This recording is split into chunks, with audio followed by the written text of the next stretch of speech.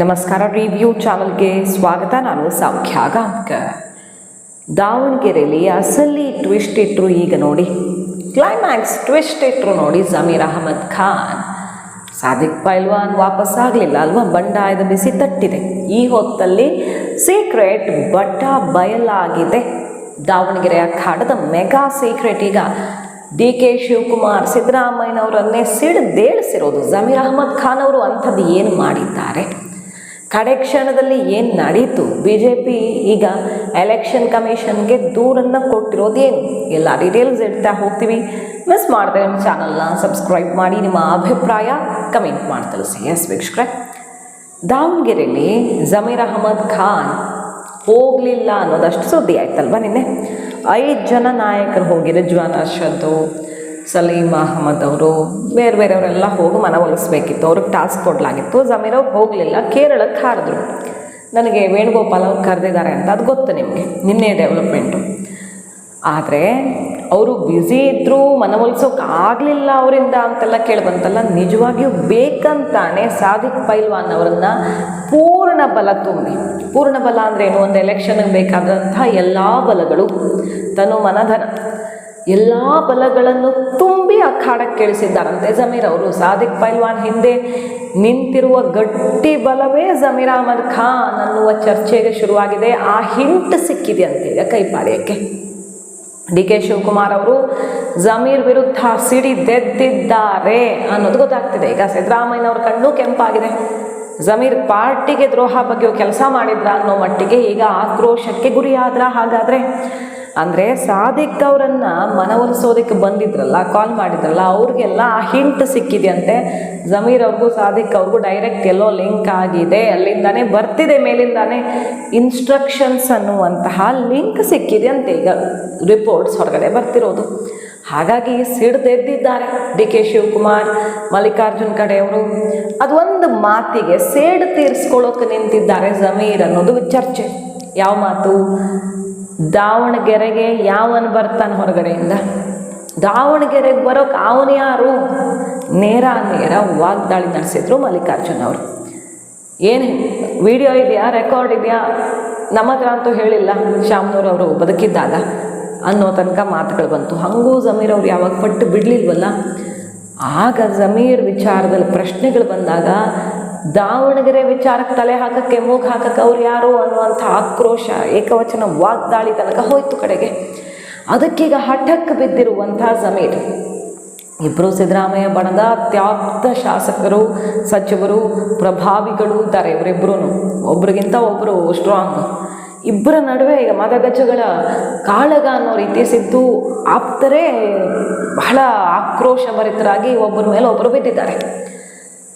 ಜಮೀರ್ ವಿರುದ್ಧ ಮಲ್ಲಿಕಾರ್ಜುನ್ ಅವರು ತೊಡೆ ತಟ್ಟಿ ಟಿಕೆಟು ತಗೊಂಡು ಯಶಸ್ವಿ ಆದರೂ ಈಗ ಅವರನ್ನು ಸೋಲಿಸ್ತೀನಿ ಅಂತ ಜಮೀರ್ ಅವ್ರು ನಿಂತಿದ್ದಾರೆ. ಎಷ್ಟು ಜನ ಕ್ಯಾಂಡಿಡೇಟ್ಸ್ ಇರೋದು? ಮುಸಲ್ಮಾನ್ ಸಮುದಾಯದ ಕ್ಯಾಂಡಿಡೇಟ್ಸು, SDPI ಸೇರಿದಂತೆ 13 ಜನ ಮುಸ್ಲಿಂ ಅಭ್ಯರ್ಥಿಗಳಿದ್ದಾರೆ ಈ ಕಣದಲ್ಲಿ. ಸೊ ಅಲ್ಲಿ 75,000 ಮುಸ್ಲಿಂ ಓಟು ಛಿದ್ರ ಮಾಡೋದಕ್ಕೆ ನಿಂತು ಬಿಟ್ರ ಜಮೀರ್ ಅಹಮದ್ ಖಾನ್ ಅವರು. ವಿಶೇಷವಾಗಿ ಸಾದಿಕ್ ಪೈಲ್ವಾನ್ ಮೂಲಕ ಕಾಂಗ್ರೆಸ್ ಊಹಿಸದಂಥ ಒಂದು ಪೆಟ್ಟು ಕೊಟ್ಟು ತನ್ನ ತಾಕತ್ತೇನು ಇಡೀ ದೇಶವ್ಯಾಪಿ ಮುಸ್ಲಿಮರ ಪ್ರಾಬಲ್ಯ ಇರುವಂತಹ ಕಡೆಗಳಲ್ಲಿ ಪ್ರಚಾರ ಮಾಡೋಕ್ಕೆ ಜಮೀರ್ ಅವ್ರನ್ನ ಹೆಲಿಕಾಪ್ಟರ್ ಕೊಟ್ಟು, ವಿಶೇಷ ವಿಮಾನ ಕೊಟ್ಟು ಹೈಕಮಾಂಡ್ ಕರೆಸತ್ತೆ. ಗೊತ್ತು ನಮಗೆ. ರಾಜ್ಯದಲ್ಲೇ ಅಷ್ಟೇ ಅಲ್ಲ, ಜಮೀರ್ ಅವರು ಈಗ ದೇಶದಲ್ಲೇ ಸಮುದಾಯದ ಚಾಂಪಿಯನ್ ಇದ್ದಾರೆ. ಆದರೆ ನನ್ನ ಮಾತು ಇಲ್ಲಿ ನಡೀಲಿಲ್ವಲ್ಲ ಅನ್ನೋದೊಂದು ಸಿಟ್ಟು ಹಾಗೆ ಕುದೀತಾ ಇದ್ದಾರೆ ಜಮೀರ್ ಅವರು. ಹಾಗಾಗಿ ಹಠ ತೊಟ್ಟಿದ್ದಾರೆ. ಶತಾಯಗತಾಯ ಸೋಲಿಸೇ ತೀರ್ತೀನಿ ಸಮರ್ಥ ಶಾಮನೂರ್ ಅವರನ್ನ ಅಂತ ಅನ್ನುವ ಕ್ಲಿಯರ್ ಪಿಕ್ಚರ್ ಕಾಣಿಸ್ತಿರೋದಿಲ್ಲಿ. ಅವ್ನು ಯಾರು ನಮ್ಮ ಹತ್ರ ಬಂದು ಹೇಳಕ್ಕೆ? ಇದು ನಮ್ಮ ಕಾನ್ಸ್ಟಿಟ್ಯೂನ್ಸಿಗಳು. ಅವ್ನು ಯಾರು ಬಂದು ಇಲ್ಲಿ ಮಾತಾಡಕ್ಕೆ? ಅವೆಲ್ಲ ಸರಿ ಇರಲ್ಲ. ಅದು ಮಾತಾಡ್ತೇವೆ ಕರೆದಾಗ. ಹೈಕಮಾಂಡ್ ಬಿಟ್ಟು ಚುನಾವಣೆಯ ಈ ಪ್ರಕ್ರಿಯೆಯಲ್ಲಿ ನಾಮಪತ್ರ ವಾಪಸ್ ಪಡೆಯುವಂಥ ಕೊನೆಯ ದಿನ ಮತ್ತು ಕೊನೆ 3 ಗಂಟೆ ಏನಿತ್ತು, 3 ಗಂಟೆಗಿಂತ 5 ನಿಮಿಷ 10 ನಿಮಿಷ ಮುಂಚೆ 2:50 2:55ಕ್ಕೆ ಒಂದು ನಾಟಕೀಯ ಬೆಳವಣಿಗೆಯನ್ನು ಮಾಡ್ತಾರೆ. ಒಂದು ದುಷ್ಕೃತ್ಯದ ಪ್ರಯತ್ನವನ್ನು ಕಾಂಗ್ರೆಸ್ ಮುಖಂಡರು ಮಾಡ್ತಾರೆ. ಏನು ಅಂತಂದರೆ, ಸಾದಿಕ್ ಪೈಲ್ವಾನ್ ಅವರ ಸಂಬಂಧಿಕರು ಅಂತ ಒಬ್ಬ ವ್ಯಕ್ತಿಯನ್ನು ಕರ್ಕೊಂಬಂದು, ನಾಗರಾಜ್ ನಮ್ಮ ಮಾಜಿ ಕಾರ್ಪೊರೇಟ್ ಅವ್ರು ಕರ್ಕೊಂಬಂದು ಅಧಿಕಾರಿಗಳ ಮೇಲೆ ಒತ್ತಾಯ ಹಾಕ್ತಾರೆ. ಏನು ಅಂತಂದರೆ ನಾಮಪತ್ರ ವಾಪಸ್ ಪಡೀಲಿಕ್ಕೆ ಅಂತೇಳಿ ಅರ್ಜಿಯನ್ನು ಹಾಕ್ತಾರೆ. ಇಲ್ಲಿ ಒಂದು ಒತ್ತಾಯ ಮಾಡ್ತಾರೆ, ಜೋರು ಮಾಡ್ತಾರೆ, ನೀವು ತಗೊಳ್ಳೇಬೇಕು ಅಂತ. ಎಂಥ ಇದು ಅಂತ ಆ ಅಪ್ಲಿಕೇಶನ್ ಏನೂ ಫಿಲ್ ಮಾಡಿರಲ್ಲ. ಕೊನೆಗೆ ಸೈನ್ ಮಾಡಿರ್ತಾರೆ.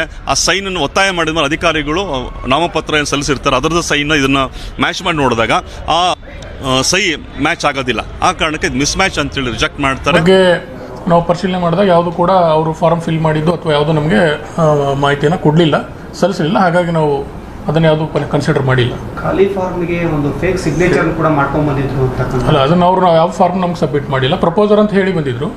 ಬಟ್ ಅದನ್ನು ಕೂಡ ನಾವು ಪರಿಶೀಲನೆ ಮಾಡಿದ್ರಿ. ಬಟ್ ಆ ಥರ ನಮ್ಗೆ ಯಾವುದು ಫಾರ್ಮ್ ಸಬ್ಮಿಟ್ ಮಾಡದೇ ಇರೋದ್ರಿಂದ ಅದ್ರ ಬಗ್ಗೆ ಇಲ್ಲಿ ನಾವು ಡಿಸ್ಕಸ್ ಮಾಡಂಗೆ ಇಲ್ಲ ಅನ್ಸುತ್ತೆ. ಪ್ರಕರಣಗಳನ್ನು ದಾಖಲಿಸಕ್ಕಂಥ ಪ್ರಯತ್ನ ಮಾಡ್ತೀವಿ.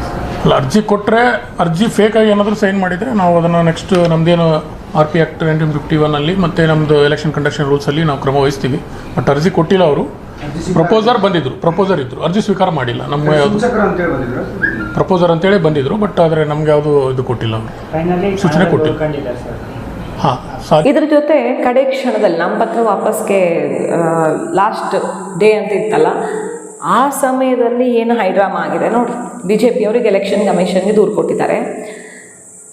ಅಕ್ರಮವಾಗಿ ಅಂದರೆ ವಾಮ ಮಾರ್ಗದಿಂದ ಸಾದಿಕ್ ಪೈಲ್ವಾನ್ ನಾಮಪತ್ರ ವಾಪಸ್ಗೆ ಫೋರ್ಜರಿ ಸೈನ್ ಮಾಡಿ ಅವರ ಕಡೆಯವರು ಅಂತ ಒಬ್ಬರು ಬಂದು ಎಲ್ಲ ಪ್ರಾಸೆಸ್ಸೇ ಮಾಡೋಕ್ಕೆ ಶುರು ಮಾಡಿಬಿಟ್ಟಿದ್ರಂತೆ. ಎಲೆಕ್ಷನ್ ಕಮಿಷನ್ ಇದು ಫೇಕ್ ಅಂತ ಅರ್ಥ ಮಾಡಿಕೊಂಡು ಅದನ್ನು ಅಕ್ಸೆಪ್ಟ್ ಮಾಡಿಕೊಳ್ಳಲಿಲ್ಲ ಅನ್ನೋದನ್ನು ಎಲೆಕ್ಷನ್ ಕಮಿಷನ್ನವರೇ ಸ್ಪಷ್ಟಪಡಿಸ್ತಿದ್ದಾರೆ. ಮುಂದೇನೂ ಅದು ಪ್ರೊಸೀಡ್ ಆಗಲಿಲ್ಲ, ಹಾಗಾಗಿ ಮಾತಾಡೋ ಅವಶ್ಯಕತೆ ಇಲ್ಲ. ಬಟ್ ಕೆಲವರು ಬಂದಿದ್ದು ಸತ್ಯ ಅನ್ನೋದನ್ನು ಹೇಳ್ತಿದ್ದಾರೆ. ದಾವಣಗೆರೆ ದಕ್ಷಿಣ ಸೂಕ್ಷ್ಮ ವಿಧಾನಸಭಾ ಕ್ಷೇತ್ರ ಮತದಾನ ಪ್ರದೇಶ ಅಂತ ಘೋಷಣೆ ಮಾಡೋದಕ್ಕೆ BJP ಕಡೆಯಿಂದ ದೂರ ಹೋಗಿದೆ. ನಾಮಪತ್ರವನ್ನು ಕಳ್ಳ ದಾರಿಯಲ್ಲಿ ವಾಪಸ್ ತಗೊಳ್ಳೋಕೆ ಪ್ರಯತ್ನ ಆಗಿತ್ತು ಅಂದರೆ ಇನ್ನು ಇಲ್ಲಿ ಏನೇನು ಕಳ್ಳಾಟಗಳು ನಡೀಬೋದು ಎಲೆಕ್ಷನ್ನಲ್ಲಿ. ಸೊ ಮೊದಲು ಸೂಕ್ಷ್ಮ ವಲಯ ಅಂತ ಘೋಷಣೆ ಆಗಲೇಬೇಕು ಅಂತ ಪಟ್ಟು ಹಿಡಿದಿದ್ದಾರೆ ಎಲೆಕ್ಷನ್ ಕಮಿಷನ್ ಎದುರು. ಸೊ ಕಾಂಗ್ರೆಸ್ಗೆ ಈಗ ಆಘಾತದ ಮೇಲೆ ಆಘಾತ. ಸಾದಿಕ್ ಪೈಲ್ವಾನ್ ಒಬ್ಬ ಅಡ್ಜಸ್ಟ್ಮೆಂಟ್ ಗಿರಾಕಿ ಅನ್ನೋ ಥರ ಕೇಳಿಬಂತು.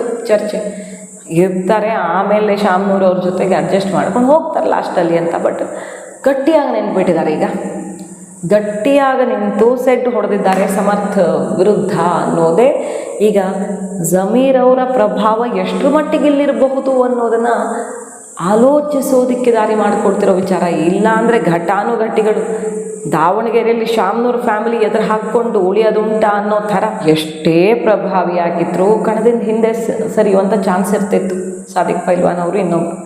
ಬಟ್ ಈಗ ಅವ್ರ ಹಿಂದೆ ಒಂದು ದೊಡ್ಡ ಶಕ್ತಿ ಬಂದು ಸೇರಿಕೊಂಡಿದೆ ಅನ್ನೋದನ್ನು ನೋಡಬಹುದು. ಜಮೀರ್ ಅವರು ಹಠಕ್ಕೆ ಬಿದ್ದಿದ್ದಾರೆ. ಈ ಸರ್ಕಾರಕ್ಕೆ ಕಾಂಗ್ರೆಸ್ಗೆ ತಕ್ಕ ಶಾಸ್ತಿ ಮಾಡಿಸ್ತೀನಿ, ನನ್ನ ಬೆಲೆ ಏನು ಅಂತ ಗೊತ್ತಾಗಲಿ, ಇದು ಕರೆಕ್ಟಾಗಿರೋ ಚಾನ್ಸ್ ನನಗೆ ಅಂತ ಎದ್ದು ನಿಂತಿರೋದು. ಮಾಹಿತಿ ಇಷ್ಟ ಆಗಿದ್ರೆ ಮಿಸ್ ಮಾಡಿದ್ರೆ ನಮ್ಮ ಚಾನಲ್ನ ಸಬ್ಸ್ಕ್ರೈಬ್ ಮಾಡಿ, ನಿಮ್ಮ ಅಭಿಪ್ರಾಯ ಕಮೆಂಟ್ ಮಾಡಿ ತಿಳಿಸಿ. Thank you.